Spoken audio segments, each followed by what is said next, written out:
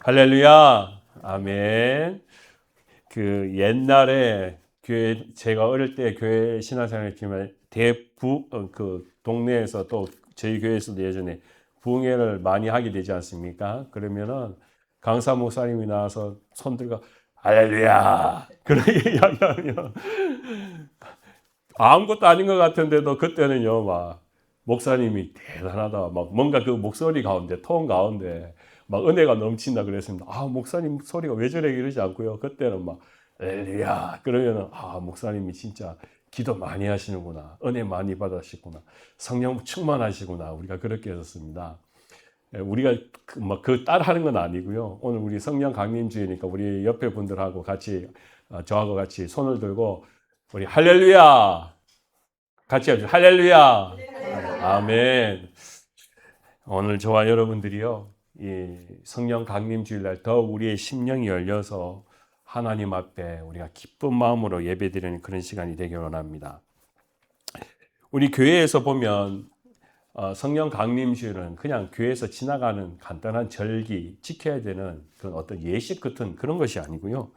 사실 우리 교회 안에서 보면 항상 우리가 많이 쓰는 단어가 하나님, 예수님, 그리고 성령이라는 단어가 계속 교회 안에서는 등장하게 되어 있습니다. 그래서 우리는 신앙생활을 하면서 처음에는 하나님을 알고 그리고 하나님께서 보내신 독생자 예수 그리스도를 알고 그러면서 우리는 거기서 끝마치면 되는 줄 알았는데 교회에서 계속 신앙생활을 하다 보면 성령이라는 단어를 자꾸 이야기하게 되니까 그게 뭐냐? 또 성령 받구나. 그 성령이 충만하면 그러니까 이게 도대체 뭐냐? 그래서 우리는 점점 더 이 성령에 관하여서 깨닫고 또 알아가는 그 과정이 있습니다. 이것은 우리만이 아니고 사실 교회 역사 가운데 들어가 보면 그 믿음의 선조들 예수님께서 내가 너희에게 성령을 보내겠다 말씀하셨던 그 일들을 기억하는 그 모든 믿음의 초기 그리스도인들에게 있었던 일이라는 것입니다. 그래서 신앙의 이 니케아 신앙회의라는 것이 325년경에 이제 시작되었는데요. 그때 보면 그때 어떤 것을 수립했느냐면 사도신경 우리가 고백하는 사도신경의 처음 원문을 만들었던 그런 회의였습니다. 그래서 우리가 잘 아는 것처럼 전능하사 천지를 만드신 하나님 아버지를 내가 믿사오며 그 외아들 우리 주 예수 그리스도를 믿사오니 이 부분을 우리가 신앙 가운데 신조로 이제 그때 회의를 딱 해가지고 하나님이 누구냐 예수님이 누구냐 이 부분에 대해서 그때 딱 만들었어요. 그리고 난 뒤에 시간이 지나다 보니까 그때 이루어지는 게 뭐냐면 자꾸 교회에서 성령에 대해서 이야기를 하게 되니까 그 회의를 하고 난 뒤부터 100년 동안 끊임없이 계속 모이면서 성령에 대해서도 우리가 이 정립을 해야 된다. 그래서 교회에 우리가 신앙생활 하면 저도 여러분들 잘 알다시피 삼위일체라는 말을 쓰잖아요. 우리는 잘 모르지만 교회 가면 무조건 삼위일체가 중요해요. 또 삼위일체가 아닌 거는 이단이에요. 왜냐하면 옛날에도 그렇게 했었거든요. 그러다 보니까 우리가 교회 가면 하나님, 예수님, 성령 이걸 꼭 같이 이야기하는 것을 삼위일체. 그래서 세 개의 위격이라 해서요. 하나님, 예수님, 성령 서로 다른 격인데 그것이 하나라는 것. 그게 따로 독립되거나 분리되는 것이고 다른 신이 아니라 하나라는 것에 대해서 그것을 100년 동안 이야기하면서 정립했는 것이 바로 기독교 회의였습니다. 그래서 우리가 보면 성령에 관한 이야기죠. 우리가 어떻게 하죠? 전능하사 천지를 만드신 하나님 아버지를 내가 믿사오며 그 외아들 우리 주 예수 그리스도를 믿사오니 이는 성령으로 잉태하사. 그래서 성령이 생겨난 피조물 만들어진 것이 아니라 이미 하나님께서 천지 창조를 하실 때부터 있었다라는 것. 그것을 100년 동안 회의를 통하여서 계속해서 신조를 완성했던 그런 부분입니다. 그것은요. 예수님께서 요한복음 15장 말씀에 이렇게도 말씀하셨어요. 내가 떠나는 것이 너희에게 유익이라. 내가 떠나지 아니하면 보혜사 성령이 너희에게 오시지 아니할 것이로 가면 내가 그를 너희에게 보내니리라고 이야기했습니다. 그러니까 성령님이 오시는 것으로 생각했으니까 구약 성경에는 성령이 없었잖아. 이렇게 되는데 그게 아니라 처음부터 성령이 하나님과 함께 있었다라는 것. 그거를 우리의 신앙의 신조로 고백하는 이것이 얼마나 중요하냐라는 것입니다. 그래서 지금은 이제 이것을 반문해서 이것 때문에 왈가불가하는 그런 시대는 지금 아닙니다. 그만큼 성령은 이제 우리 안에 곳곳에 다 이제 어느 정도 정립되어 있습니다. 그런데 우리가 교회에 신앙생활 하면서 성령에 대해서 한번 이야기해 보십시오. 성령은 뭡니까? 라고 이야기하면 그건 또 이해하기가 참 어려울 때가 많습니다. 성령은 딱 눈에 보이듯이 이거다 저거다 라고 이야기하는 것이 쉽지가 않으니까요. 그래서 우리가 보통 교회에서 신앙을 가르칠 때 성령에 대해서 이야기하다 보면 성령은 불이다. 그죠? 마가의 다락방에 임했던 그 일들을 보면 성령이 불같이, 그래서 불과 같다. 그렇게 우리가 이야기합니다. 그래서 성령은 불이구나. 그런데 또 어떤 분은 합니다. 성령은 바람과 같다. 그게 보이지 않지만 나뭇결이 왔다 나무가 움직이면 저기 바람이 있구나라는 것처럼 성령은 우리의 눈에 보이는 것이 아니지만 우리 속에 내재하시기 때문에 그래서 성령은 바람과 같다라고 이야기할 때가 있습니다. 오늘 성경의 말씀은 성령에 대해서 구체적으로 성령이 무엇이냐라고 이야기하면 오늘 제자들이 이것을 분명히 드러내고 있습니다. 오늘 39절 말씀에 보면 예수께서 아직 영광을 받지 아니하셨으므로 성령이 아직 그들에게 계시지 아니하더라라고 했습니다. 그러니까 지금 이 성경의 말씀을 쓰는 그 예수님과 함께 동행했던 사도 요한은 예수님께서 설명하는 그 부분이 정확하게 뭔지를 몰랐다는 겁니다. 아무튼 그렇지만 그는 기억하고 있었습니다. 그래서 성령을 아직 받기 전이었다. 왜요? 예수님을 쫓아다니는 제자들이었기 때문에. 그런데 진짜 사도행전에서 성령의 임재가 강력하게 일어나고 나니 예수님께서 말씀하시려는 그 성령이 바로 이것이구나 라고 이야기했습니다.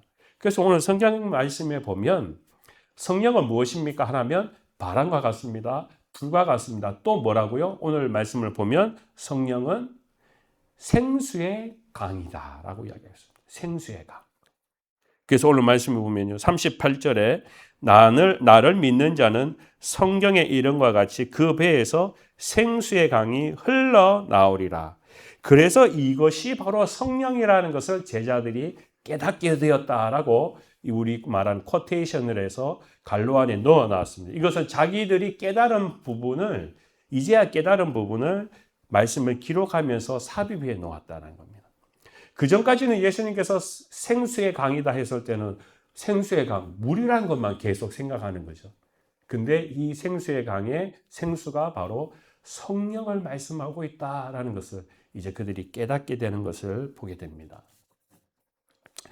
그만큼 우리가 이 성령은 때때로 개념을 잡기가 참 힘들 때가 있습니다.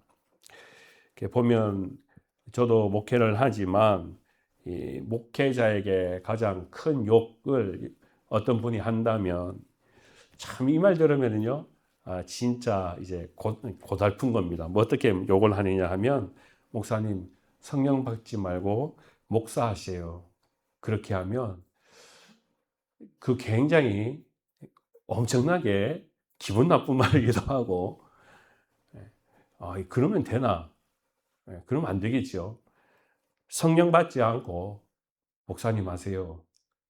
그러면 그 목사는 어떤 목사라는 겁니까? 가짜 목사라는 거죠. 이건 돌려서 이야기하는 겁니다, 여러분. 그래서 목사님 가짜죠? 그렇게 이야기하지 말고 누가 만약에 그러면 목사님 성령 받지 말고 목사님 하세요. 그렇게 하면 목사님은 가짜 목사예요. 그렇게 하는 거랑 똑같다는 겁니다. 그 말을 듣는 목회자는 굉장히 자존심 상하는 거죠. 그만큼 무슨 말이냐면 목회를 하는 목사가 성령을 모르고 또 성령의 은혜 없이 목회를 한다. 그만큼 고달픈 목회도 없다라는 것입니다. 얼마나 성령의 역사 없이 목회를 하면 힘들겠어요. 매사에 결정하는 것, 매사에 설교하는 것, 교우들과 함께 만나서 대화하고 또 상담하고 이야기를 나눌 때마다 성령님께서 함께 하시는 그 음성 없이 목회를 하면 다 그걸 어떻게 하는 겁니까? 자기 생각으로 하는 것밖에 되지 않는 거죠. 결국 모든 것들이 자기 생각으로 하게 되다가 결국은 망하게 되는 것밖에 되지 않습니다. 그렇기 때문에 우리가 성령이 무엇이라고 정확하게 어떤 한 표현을 통해서 성령은 무엇이다 라고 이야기하기는 굉장히 복잡하고 어려운 부분이지만, 그렇지만 제가 이야기 드리는 것처럼 우리의 삶 속에서 성령 없이 살아가는 그리스도인, 성령 없이 목회하는 목사, 그러면 그만큼 그 목사나 또는 성도님이다, 정말 마른 몸같이, 우리가 마치 영양실조에 걸린 사람처럼 그렇게 영혼이 피폐해질 수밖에 없다라는 것입니다. 그래서 오늘 성경 말씀에 예수님은 성령이 무엇이냐라고 이야기했을 때 오늘 말씀에 말씀하는 것처럼 생수의 강이 흘러나오는 것이다. 성령은 바로 생수의 강이다라고 말씀하고 있습니다. 여기 말씀에 보면 우리가 이제 좀 이해하기가 힘든 부분이 뭐냐면 그 배에서 생수의 강이 흘러나오는 것이다 라고 했습니다. 그러다 보니까 우리는 이 부분을 해석하기가 좀 난해할 수 있습니다. 왜냐하면요, 보통 배라고 이야기하면 우리는 밥을 먹는 이 배를 이야기하잖아요. 그래서 배에서 무슨 생수의 강이 나오나, 우리가 이걸 이제 그냥 직설적으로 이야기하면 그 배라는 것은 음식을 먹는 배가 되는데, 원래 오늘 이 성경 말씀에 예수님께서 배라고 이야기하는 이것은 원래 그 원문으로 보면 그냥 단순히 먹는 스토먹이라 하는 어떤 배, 그걸 이야기하는 것이 아니라, 우리 같이 한번 따라 해볼까요? 그 옛날 말인데요, 코일리아라고 이야기합니다. 코일리아. 예, 코일리아인데요. 그 코일리아라는 것은 뭐냐면 심령이라는 의미를 가지고 있어요. 심령. 그 배라는 것은 뭐랍니까? 우리의 심령이라는 거예요. 우리의 심령에서 뭐가 나온다고요? 생수의 강이 흘러나온다는 거예요. 그게 단순히 배부르고 안 부르고 하는 여기 배에서 생수의 강이 나오는 게 아니고 우리의 심령에서부터 생수의 강이 흘러나오게 된다. 그게 뭡니까? 바로 성령이라는 것이죠. 그 여러분 보십시오. 우리가 물을 안 먹고 살 수 있습니까? 저도 여러분도 오늘 아침에 물 마시고 오셨죠? 예, 마셨죠. 몇 잔 마시셨어요, 여러분? 한 잔요? 두 잔? 모르겠어요. 몇 잔을 마셨는지 모르겠지만 적어도 두 잔, 세 잔은 마셨을 거예요. 왜냐하면 커피도 마시죠, 물도 마시죠. 그래서 물을 마시면은 우리는 그 물이 없으면 아침에 일어나가지고 갈증도 생기고 답답하기도 합니다. 제가 한 번은 군대에 있을 때 그 야간 행군을 해서 한 40km, 50km 이제 밤에 행군을 해서 이제 가야 되는, 북한산을 이렇게 쭉 넘어가야 되는 그런 일이 있었어요. 그 철책에서부터 시작해가지고 그 자유로라 해가 그 자유로 밑으로 해가지고 북한산까지 가는 그 40km를 행군을 하는데, 밤에 가는데 그 밤에 가면 사람이 안 나타나거든요. 근데 막 군인들이 지나가고 그 구두 소리가 나니까 어른들이 이렇게 밖에 나와서 본 거예요. 동네 아주 조그만 동네인데. 근데 거기 동네에 그 군대 보내는 뭐 아들이 있는지 어머니가 있잖아요. 그걸 알고 군인들이 막 오니까 이제 뭐 적어도 한 400명, 500명이 쭉 가니까 그때 어머니가요, 막 우리가 미숫가루를 탄 거예요. 미숫가루를. 얼음 둥둥둥 띄어가지고. 그래가지고 이제 그분이 이제 이렇게 막 사발에 이렇게 해가지고 이렇게 하면 앞에서 막 먹어요. 마셔요. 그러면은 그 앞에서 마시는 걸 보면서 저도, 내가 조금만 가면은 내가 목마른데 지금 저 미숫가루 좀 시원한 물 마시면 좋겠다 하고 딱 그런데 제 앞에서 딱 끊겨버리는 거예요. 그런데 얼마나 속이 상하던지요. 아직까지 기억하고 있어요. 그때 저는 이제 막 마시는 거는 그냥 뭐 군대에서는 물밖에 없지만 행군할 때는 소금물 조금 마시는데 그거는 막 덥고 텁텁하잖아요. 근데 앞에서 막 얼음물에 막 미숫가루 튀어서 마신다고 그러니까, 먹는다고 그러니까, 얼마 좋을까, 그 한 모금 마셨으면 좋겠다 싶어서 딱 기다리고 있는데 앞에서 딱 끊겨버리는 거예요. 너무 속이 상하는 거예요. 그러면서 걸어가려니까 너무 지쳐버려요. 차라리 없으면 그냥 걸어가겠는데 그거 기대하고 있다가 그냥 못 마시게 되니까 힘이 쫙 빠지는 거예요. 그때부터 걸어가는 건 더 힘들었습니다. 그만큼 우리가 이 물이라는 것은 사실 중요한 것이죠. 그것이 미숫가루 물이든 어떤 물이든요. 정말 우리의 영혼을, 우리의 몸을 시원하게 할 수 있는 물이 있다면 그거는 항상 우리가 기대하고 있는 것이라는 것이죠. 그렇기 때문에 예수님께서 이방 여인 한 사람을 만났을 때 이 여인은 어땠습니까?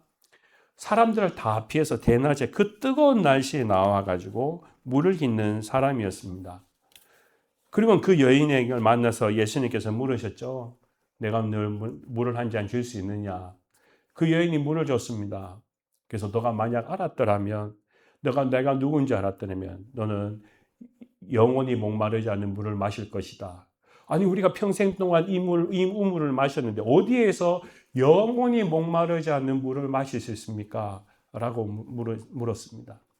여러분 오늘 이 성경의 말씀에 예수님께서 동일한 말씀을 하고 있습니다. 그 속에 요한복음 4장 13절 14절 말씀에 보면 이 물을 마시는 자마다 다시 목마르니거나 내가 주는 물을 마시는 자는 영원히 목마르지 아니하느니 내가 주는 물은 그 속에서 영생토록 솟아나는 샘물이 되리라. 그렇게 말씀했어요. 오늘 말씀은 똑같이 적혀 있어요. 그러니까 그 여인은 지금 그 속에서라고 이야기했을 때 그 속이 뭡니까? 그냥 뭔가 이 뱃속에서 무슨 또 샘물이 나와서 무슨 샘물이 나와가지고 우리의 목마르지 않게 하나 그런 의미가 아니었다는 거죠. 예수님은. 오늘 말씀에 이야기하시는 것처럼 그 배에서 그 속에서라는 것은 오늘 그 심령 안에서 영원히 변하지 않는 그 속에서 은혜롭게 철철 넘쳐나는 성령이 너와 함께 하실 것이다 라는 것을 말씀하셨어요. 그래서 요한복음의 말씀에 보면 이 샘물이라는 것, 이 생수라는 것은 바로 여인에게 말씀하셨던 그 4장 앞에 부분에 이야기한 것과 동일한 그 의미를 담고 있다는 것입니다. 그 예수님의 제자들이 몰랐겠죠. 이걸 어떻게 알겠어요? 뱃속에서, 그 속에서라고 이야기하니까 도통 알 수가 없다. 그런데 나중에 시간이 지나다 보니 이것이 바로 예수님께서 성령을 가르쳐서 하신 말씀이었구나라고 이야기합니다. 그러니까 오늘 말씀을 우리가 이야기하면 생수의 강이라는 것은 내 속에서 성령님을 통하여서 나오는 영원한 물. 그것은 아주 깨끗한 물. 정말 우리가 사람들이 기대하고 아무리 매일마다 목마른 갈증을 위해서 물을 마셔도 매일마다 마셔야 되는데 성령이 주시는 그 은혜의 물은 마르지 않는다라는 것을 우리에게 나타내고 있습니다. 여러분 우리가 이민 생활을 하다 보면은 그 힘든 일들이 많이 지나갔지요. 그런데 우리는 딱 한 가지 원칙이 있었습니다. 우리가 육신에 무엇인가 이유가 들어졌기 때문에 우리의 마음이 편해진 것이 아니라 성령님께서 주시는 위로의 마음을 통해서 그 속에서 물이 넘쳐날 때 바깥에 어떤 어려움이 있어도 우리는 마음에 평안을 얻게 됩니다. 그렇습니다. 그래서 예수님께서 말씀하시는 내가 내게 평안을 주노라. 이 평안은 세상이 내게 주는 것이 아니라 내가 너에게 주는 것이라. 우리는 성령님께서 우리 속에 거하심으로 말미암아 우리에게 주는 그 물에 젖어 있으면 우리는 마음이 흔들리지 않는데 우리 바깥의 물에 아무리 그 물에 목말라서 마셔도 가란 그 마음이 성령님이 주시는 마음이 아니면 우리는 마음이 외롭고 힘들고 잠을 못 잘 때가 또 밤에 그렇게 지치고 피곤할 수밖에 없다라는 것입니다. 사도 바울은요. 우리가 잘 알다시피 그 사람은 평생토록 사실은 율법주의자였습니다. 유대인이죠. 그래서 그는 율법에 잡힌 삶을 살았습니다. 그래서 우리가 잘 아는 것처럼 예수님을 쫓아가는 사람들을 잡아다가 그를 족치는 그런 사람이 바로 바울이었습니다. 그런데 그가 변화되고 난 뒤에 율법에 내가 사로잡히는 것이 아니라 이제 내가 하나님의 법, 예수님의 법, 성령의 법에 내가 그 감격 속에 살아야겠다. 이걸 자기가 깨닫고 난 뒤에 갈라디아서 5장 16절 말씀에 이렇게 우리에게 권면합니다. 제가 한번 읽어보겠습니다. 내가 이르노니 너희는 성령을 따라 행하라. 그리하면 육체의 욕심을 이루지 아니하리라. 육체의 소욕은 성령을 거스리고 성령은 육체를 거스리나니 이 둘이 서로 대적함으로 너희가 원하는 것을 하지 못하게 하려 함이라 라고 말씀합니다. 보십시오. 성령이요 내 속에 함께 계시기 때문에 그것이 생명의 물, 생수가 되어가지고 끊임없이 나옵니다. 끊임없이요. 이 물은 마르지 않습니다. 그렇기 때문에 우리는 세상에서 살아가는 동안에 나도 모르게 자꾸 눈이 팩 돌아가가지고 나쁜 걸 보고 나쁜 생각을 하기도 있고 그럴 때마다 어떻게 해요? 성령의 그 물이 계속 나에게 넘쳐나서 내 지각에 내 생각을 갖다가 건드립니다. 어떻게 해요? 야, 그거 하면 안 되잖아. 그거 끊어내야 되잖아. 그렇게 따라가면 안 되잖아. 갈라디아서 5장 16절의 말씀에 이 둘이 서로 대적함으로 너희가 원하는 것을 하지 못하게 성령이 막으신다라는 겁니다. 만약에 우리가 성령의 법을 따라가지 않고 성령이 내 속에 계시지 않으면 우리는 예수를 믿으면서도 계속 바깥의 생활 속에 만족한 삶을 살아가는 존재밖에 되지 않습니다. 왜요? 내 속에 성령이 없기 때문이에요. 그렇지만 우리 안에 성령이 계시기 때문에 우리는 영적 충돌이 일어납니다. 해야 될까 말아야 될까. 우리가 뭔가 잘못하면 그때 가슴이 뜨끔하고 아프기도 합니다. 왜요? 성령께서 아시기 때문에 그걸 원하시지 않는다는 것을 내가 알고 있기 때문에 그렇습니다. 그래서 우리에게는 성령이 중요합니다. 우리는 어떤 사람들은 그 성령 없이 양심으로 살아가는 사람이 있습니다. 그런데 여러분 보십시오. 정치인들 요즘 보십시오. 여러분 다 돌아보시면 아실 거예요. 정치인들이 양심이 있으면 그 자리에 있겠습니까, 여러분? 죄송합니다. 제가 잘못했습니다. 제가 가만히 생각해 봤더니 죄가 다 드러났으니까 제가 그냥 사임하겠습니다. 제 이 자리 내려놓겠습니다. 그게 양심입니다. 근데 이 시대는 지금 양심의 시대로 살아가는 게 아니라는 거죠. 우리 그리스도인도 그냥 양심으로 살아가는 것이 아닙니다. 양심으로 예수를 믿는 것이 아닙니다. 우리는 뭐라고요? 성령의 법으로, 성령 안에서 살아갑니다. 그렇기 때문에 성령님은 내 속에서 원하는 것, 내 속에서 하나님이 원하시는 것과 하지 말아야 되는 것 가운데 계속해서 끊임없는 부딪힘이 생겨나는데 우리는 어떤 법을 따라갑니까? 성령의 법을 따라가게 된다. 그렇기 때문에 우리는 때때로 잘못한 것에 대해서 오늘 아침에 예배를 드리면서도 우리가 하나님 앞에 하나님 제가 잘못했습니다 하고 회개의 마음을 성령이 주시는 거예요. 양심으로 따지면요 때때로 그럽니다. 이건 뭐 그 정도는 괜찮아요. 다른 사람도 다 그렇게 해요. 그렇게 하고 지나갈 수 있는 일인데도 성령은 내게 그렇게 말씀하시지 않는다라는 거예요. 그 리차드 포스트라는 목사님이 계셨는데요. 이분이 여러분 아실 분이기도 한데 이분이 어떤 분이냐면 젊을 때 이제 좀 교회가 커져서 막 미국에서 유명세를 펼쳤습니다. 그런데 이분이 이제 목회를 잘 하는데 교인들도 모르는 부분이 들통난 거예요. 그게 바로 이제 다른 여자와 함께 이 불륜의 관계가 있었어요. 그래가지고 이분이 바깥으로는 목사를 너무 잘하고 또 교회도 성장시키고 유명세를 떴는데 이게 들통이 나가지고 불륜의 목사로 되어버렸어요. 그래서 이제 이 사람이 자기가 자리를 사임하고 난 뒤에 이제 한 몇 년간 이제 은둔의 생활을 하게 됩니다. 뭐 그때 당시에 어느 교회에서 오라고 그러겠어요. 예를 들면은 다 그렇게 믿음 좋아 보이는 목사님이 불륜을 했다는 게 이게 얼마나 부끄러운 일이겠어요. 그러니까 어느 교회든 다시 받아주지 않는 거죠. 근데 희한하게요. 원래 목회했던 그 교회에서 몇 년 뒤에 다시 오라고 했어요. 그래서 이제 이 양반이 자기가 이제 철저하게 회개하고 자기의 잘못을 뉘우치고 있었기 때문에 그래서 그 교회에서 다시 오라고 해가지고 이 목사가 다시 그 자리에 서게 되었습니다.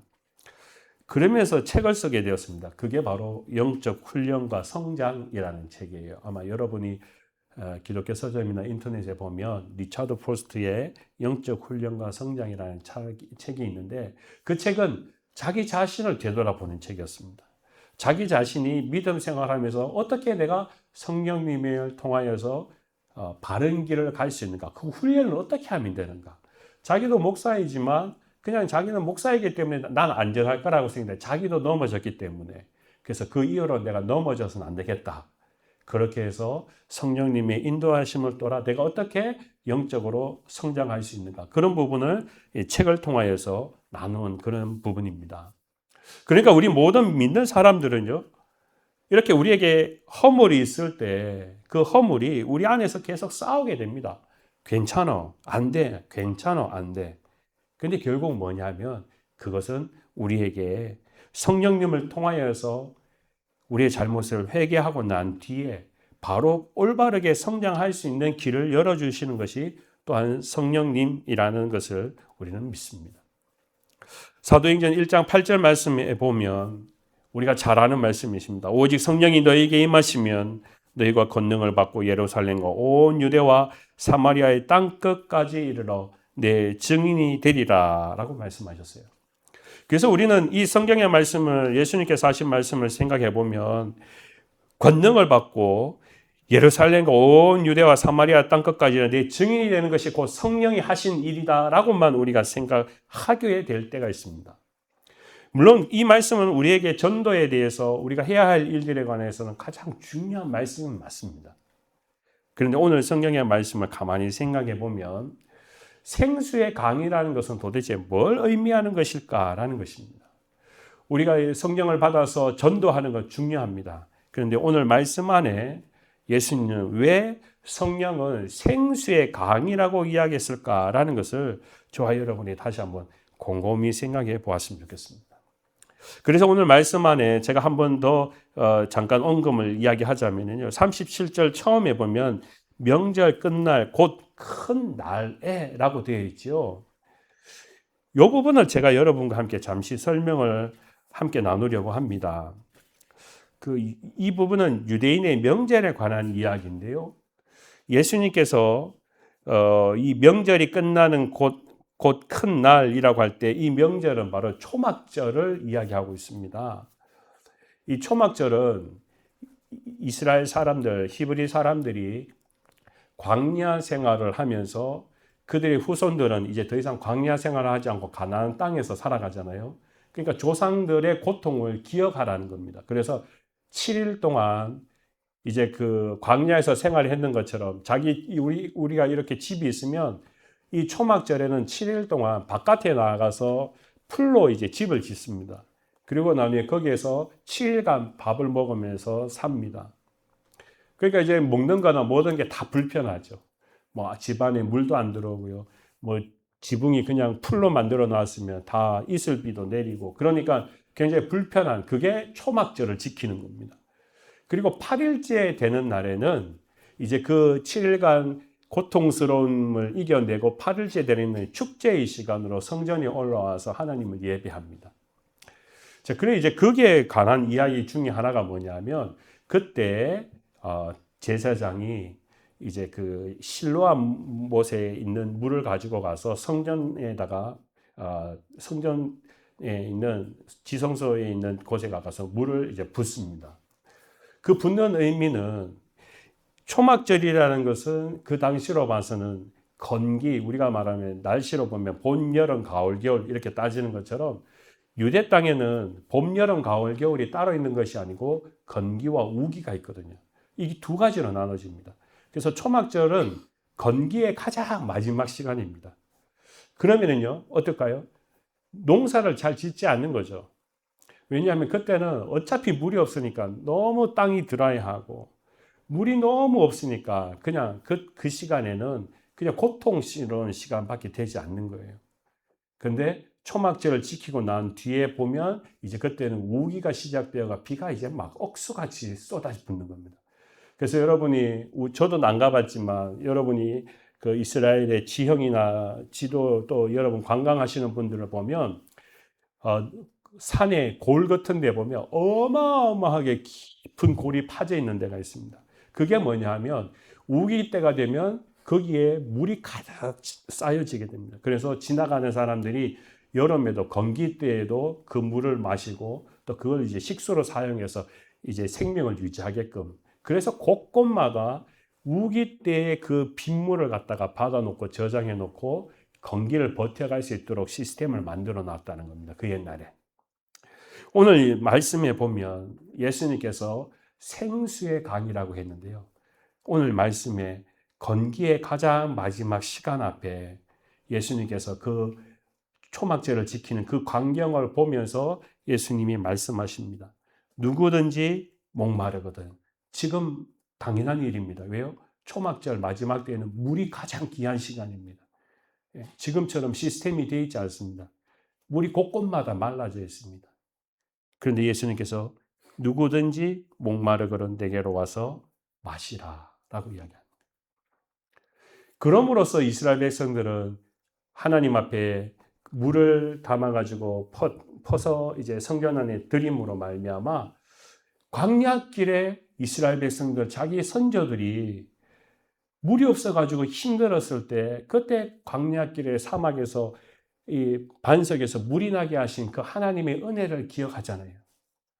그럼으로써 이스라엘 백성들, 이 믿음의 전통의 사람들이 항상 하나님의 은혜를 기다릴 수 있도록 건기든 우기든 그거 상관없이 늘 하나님의 인도하심과 도우심을 바라는 것, 그것이 바로 이 물의 문제를 통하여서 하나님께서 우리에게 주신 은혜다. 오늘 37절에 누구든지 목마르거든 이라고 이야기했을 때 이것은 그 사람들에게는 진짜 지금 당장 물이 필요한 사람이라고 이야기할 수 있습니다. 근데 예수님은 오늘 이 말씀을 돌려서 또 이야기하시는 거잖아요. 이 물이라는 것은 바로 영원한 생수를 말하며 구원을 의미합니다. 예수님께서 이렇게 37절과 38절의 말씀을 통하여서 물이라는 이 하나의 매개체를 통하여서 예수님께서 이 성령을 이야기하시면서 풀어가는 데 있어서 그것은 물이라는 것은 이 땅에 살아가는 매일마다 안 마시면 안 되는 그 갈급한 사람들 가운데 성령은 그냥 이 땅에 살아가는 요구 조건을 채워주는 것이 아니라 진정으로 나한테 나오면, 예수님 앞에 나오면 너의 영혼의 구원의 문제뿐만 아니라 주의 성령을 통하여서 우리에게 영원한 은혜와 평강이 너의 뱃속에서부터, 너의 심령에서부터 넘쳐나게 될 것이다 라는 것을 우리에게 말씀하고 있습니다. 오늘 이 말씀은 저와 여러분에게 이 성령 강림주의를 지켜가는 저와 여러분의 마음을 다시 한번 되짚어보는 그런 시간이 됩니다. 우리가 지금까지 이민자의 삶을 살아오면서 믿음의 길 걸어가는 데 있어서 우리는 성령 없이 살아가지는 않았습니다. 그런데 오늘 이 말씀을 통하여서 다시 생각해 보는 것은 그럼 그렇지. 우리가 주님이 주시는 이 생수의 강, 성령 없이 우리가 살아갈 수 있느냐. 우리는 저도 여러분들도 그거 없이 살아갈 수 없음을 오늘 저와 여러분들이 잘 아는 이 믿음을 우리가 함께 만들어 가기를 원합니다. 사도행전 2장 13절 말씀에 보면 예수님께 처음 기독교 우리 마가의 다락방에 마가의 다락방에 있었던 그 성령에 취한 사람들을 목격한 사람들의 장면이 있습니다. 이렇게 기록되어 있습니다. 또 어떤 이들은 조롱하여 이르되 그들이 새 술에 취하였다 하였습니다. 세상 사람들이 볼 때에는 성령 받은 사람들이 어떤 사람이냐라고 보았더니 새 술에 취해져 있었던 사람이다라고 이야기했습니다. 그만큼 그들의 눈으로 보았을 때 성령 받은 사람들의 얼굴이나 모든 것들이 술 취한 사람이나 똑같다라고 이야기하는 그런 현상을 목격하고 이야기하는 장면이지요. 그래서 저도 여러분들도 우리가 매 이 성령 강림 주일이 되면 다시 한번 생각해 보는 것이 이 성령을 받는 것과 술 취함의 이 공통점이 뭐냐라는 것인데요. 술을 취하면 이제 말수가 많아지죠. 평상시에 말하지 않는 사람도 말을 곧잘 많이 하게 됩니다. 또 노래도 한 소절 하게 됩니다. 애들 다 깨워가지고 노래도 막 부르기도 하고요. 또 술을 마시는 사람은 자기 혼자 독주를 하는 사람보다 옆에 있는 사람이 있으면 같이 술 마시자라고 하는 사람들도 있죠. 또 어떤 사람들은 술을 마시면 우는 사람도 있습니다. 또 술을 마시면 용감해지는 사람들도 있습니다. 그래서 사랑 고백도 술 마시고 하는 그런 청년들이 있게 되지요. 또 술을 마시면 제일 문제가 되는 게 뭡니까? 술을 마시고 난 뒤부터는 내가 술을 지배하는 것이 아니고 술이 나를 지배하게 됩니다. 이것이 우리가 술을 마시면서 생겨나는 공통점들입니다. 이거는 누구나에게도 마찬가지입니다. 아마 성령에 취했던 사람들을 보았을 때 세상 사람들은 왜 이 술 마시는 사람들의 공통점과 동일하게 보았을까라고 생각해 보면 그런 것 같습니다. 성령을 취해도 말수가 많아집니다. 우리 예수 믿는 사람들이 말이 이제 많죠. 어떻게 보면 그게 나쁜 것이기도 하겠지만은 말을 많이 한다. 그건 뭐 나쁜 건 아닌 것 같습니다. 제가 생각할 때는요. 왜냐하면 요즘 사회는 계속 문제가 되는 것은 자기 혼자 살아가는 사람입니다. 남하고 같이 이야기하고 말을 많이 하는 사람은 그나마 같이 살 수 있는데 말 안 하고 혼자 가만히 있으면 무슨 생각을 하는지 몰라요. 그래서 목회자도 신앙생활 할 때 있어서 교우 가운데 말씀 한마디도 안 하면 전화를 해보거나 무슨 일이 있어요, 집사님? 무슨 권사님, 무슨 일이 있어요? 이렇게 관심을 가지게 됩니다. 성령에 취할 때 내가 하고 싶은 이야기가 많습니다. 그것은 훨씬 더 은혜의 말들을 하게 된다는 것이죠. 저도 그랬으면 좋겠습니다. 여러분도 그렇게 했으면 좋겠습니다. 생수의 강이 넘쳐난다고 이야기했을 때 그 물은요, 우리가 은혜의 말들, 사랑의 말들, 섬김의 말들이 끊임없이 넘쳐나는 거예요. 두 번째는요, 방금 말씀드린 것처럼 술을 마시면 노래를 잘합니다. 저도 여러분들도 매일마다 그냥 흥얼거리면서 노래했으면 좋겠어요. 술 취한 사람처럼. 술도 안 마셨지만 매일마다 하나님의 은혜 가운데 찬양하고 기뻐서 막 날뛰는 거. 그러면 뭐 남편이든 아내든 그거 누가 나쁘다고 그러겠어요? 조용하라고 그러겠어요? 아닙니다. 성령에 취해서 그럴 때는요, 어느 누구도 건드리지 않습니다. 그게 오늘 이 생수의 강에서 내가 하나님을 찬양하고 싶은 그 노래가 넘쳐날 때 더 하나님은 우리의 찬양을 받으실 줄 믿습니다. 또요, 술 취한 사람은 권한다고 했지 않습니까? 성령의 은혜를 받은 사람은 나만이 아니고 교회 갑시다. 예수 믿읍시다.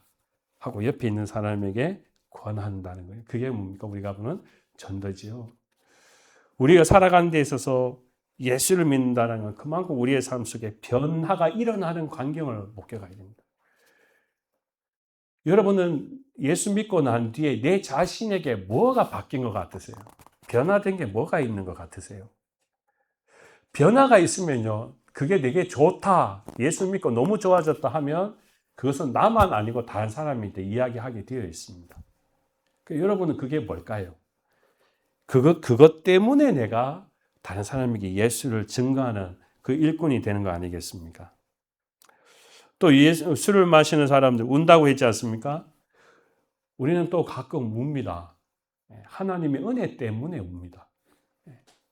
저도 여러분들도 그 하나님의 은혜가 벅찰 때, 성령의 충만의 은혜질 때, 그 생수의 강에 우리가 있을 때 하나님 앞에 감사의 은혜의 눈물을 우리가 흘리게 됩니다. 또 우리는 용감해집니다. 우리가 보면은 성경의 말씀은요, 우리 약한 사람들을 다 강하게 만드는 힘이 있습니다. 저도 원래는 설교단에 못 쓰는 사람입니다. 여러분이 눈이 얼마나 다 보이면은요, 저는 막 쥐구멍이라도 쓰고 싶고 그냥 여기 앉아서 그냥 다리도 덜덜덜 떨만 합니다. 근데 제가 설교를 한다는 것은 뭡니까? 성령님 내 속에 계시기 때문에 제가 여기에서 여러분에게 말씀을 증거할 수 있는 힘을 주시는 거예요. 그건 뭡니까? 여러분에게도 마찬가지입니다. 경험 때문에 하는 것이 아니라는 겁니다. 그건 세상 사람들입니다. 그러다 보면 우리는 어떻게 됩니까? 노련미로 버텨갑니다. 우린 인생을 내가 앞으로 용감해진다고 할 때 그 노련미로 우리가 인생을 살아가는 게 아닙니다. 진정으로 성령의 은혜 받은 사람, 생수의 강이 내 속에서 넘쳐날 때 그 용기는 하늘에서부터 우리가 받는다라는 것을 우리가 꼭 기억했으면 좋겠습니다. 마지막은요, 이 지배당한다. 처음에는 술을 지배하지만 나중에 술을 많이 마시게 되면 술이 나를 지배하게 되죠. 그건 당연한 일입니다. 1시간 넘게 술을 마시면 나도 모르게 술에 빨려 들어가게 됩니다.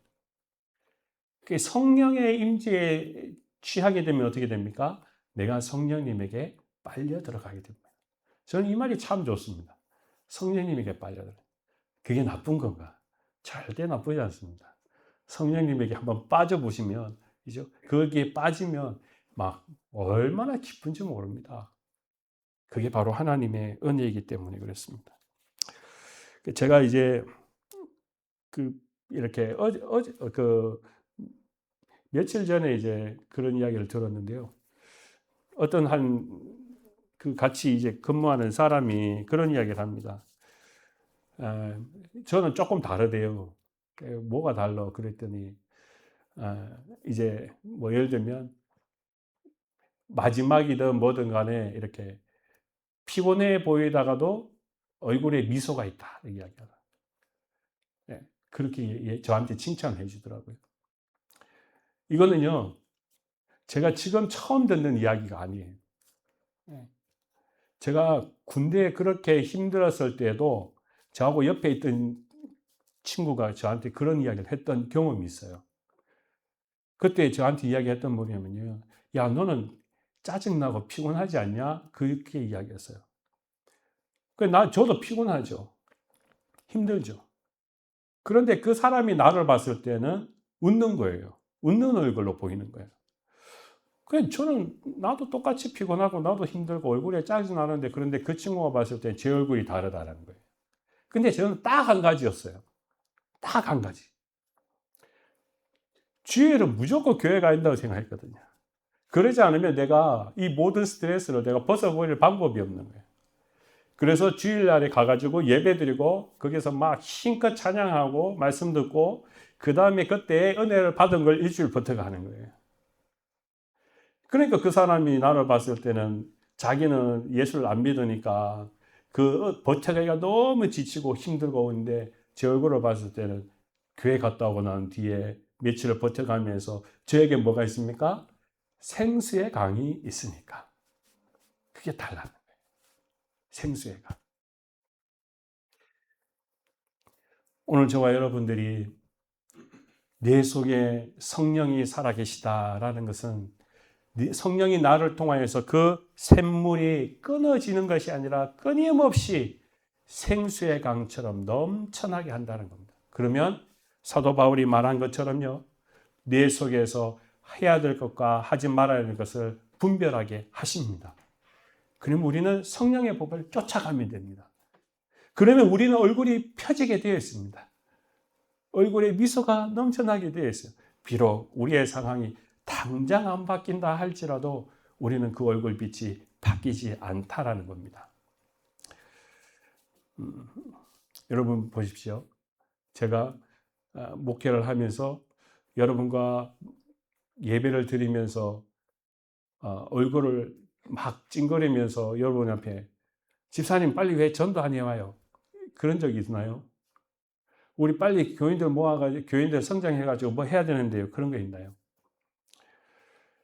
목회자도 교회가 성장 안 할 때요. 초조할 수 있어요. 답답할 수 있어요. 불안할 수 있어요. 그게 뭘까요, 여러분? 그게 사람의 힘으로 움직여 가려 하니까 매일마다 걱정스럽고 매일마다 힘들어지는 거예요. 여러분 앞에 얼굴빛을 숨기려고 해도 그거 알겠습니까? 모르겠습니까? 압니다. 진짜 내 속에 그리스도의 생수의 강이 있어야지. 그게 여러분이 보셨을 때, 우리 목사님은 전혀 걱정이 없는 양반 같아. 이렇게 보이겠죠.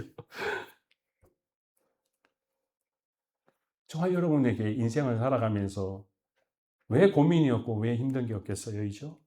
그런데도 우리가 버텨갈 수 있는 힘은 뭡니까? 내 속에 성령께서 생수의 강으로 나를 인도하시기 때문에요. 그 성령이 우리를 지금도 우리 교회를 지켜가시기 때문에 우리는 거기에 순응하고 반응하고 함께 가는 것입니다. 그렇기 때문에 예수님은 오늘 이 성경의 말씀을 통하여 우리에게 분명히 이야기하고 있습니다. 생수의 강이 바로 성령이다. 그 성령은 이 세상에 목마른 사람들에게 끊임없이 물을 주면서 또 매일마다 물을 기르러 가면서 이 물을 언제까지 마셔야 되냐고, 이 물 말고 딴 물은 안 주냐고 막 그러면서 안달하고 염려하고 그런 것이 아니라 내 안에서, 내 심령 안에서 터져 나오는 봄물과 같이 영원히 변화되지 않는 그 생수의 강을 마시는 사람이 바로 하나님을 믿는 거룩한 성령에 취한 사람이라는 것을 우리에게 말씀하고 있습니다. 그래서 오늘 저와 여러분들, 우리가 고민하고 염려하는 그 문제들, 그거는 이제 우리가 다 하나님 앞에 내려놓는 것입니다. 우리 안에는 영원히 바뀌지 않는 그 생수의 강이 있기 때문에 그분의 은혜만을 붙들고 주님 오늘도 감사합니다. 주님 오늘도 하나님을 찬양합니다. 그 사랑이 나를 빠져들어가도록 그 사랑 안에 내가 머물 수 있도록 하는 그것이 바로 우리 그리스도인들의 책임이라는 것, 또 저도 여러분도 해야 될 일이라는 것을 우리가 꼭 기억해야 될 줄 믿습니다. 엠마오로 가던 두 제자는요, 그 사람들이 근심의 걱정에 예수님이 죽으셨다는 그것 때문에 자기들은 고향으로 되돌아갔습니다. 그런데 그때 예수님께서 나타나셨어요. 예수님께서 성경의 말씀을 풀어주실 때 그들의 가슴이 뜨거워졌다라고 말합니다. 그리고 다시 엠마오로 돌아갔어요. 성령님이 우리를 통하여서 생수의 강이 넘쳐나게 하실 때 더욱 우리 안에 강권적인 역사가 일어나게 됩니다. 저와 여러분들이 함께 있는 이 공동체의 눈만 바라봐도 우리가 뜨겁구나. 우리에게 은혜의 생수의 강이 넘치구나. 우리가 그것을 알게 돼요. 그게 바로 하나님의 사랑입니다. 오늘 저와 여러분 이 말씀을 통하여서 우리가 도전받기를 원합니다. 매일 물을 마시러 나온 그 여인이 주님 나에게도 그 영원히 목마르지 않는 생수를 나에게 주십시오 라고 고백했던 그것이 우리는 지금 다 성령을 통하여 가지고 있다라는 것. 그것 때문에 내가 지금 이 삶의 우리의 믿음의 신앙이 행복하다는 것. 저와 여러분 가운데 더욱 하나님의 은혜와 사랑이 충만하시기를 주님의 이름으로 축원합니다. 기도하겠습니다. 아버지 하나님, 오늘 저희에게 변하지 않는 생수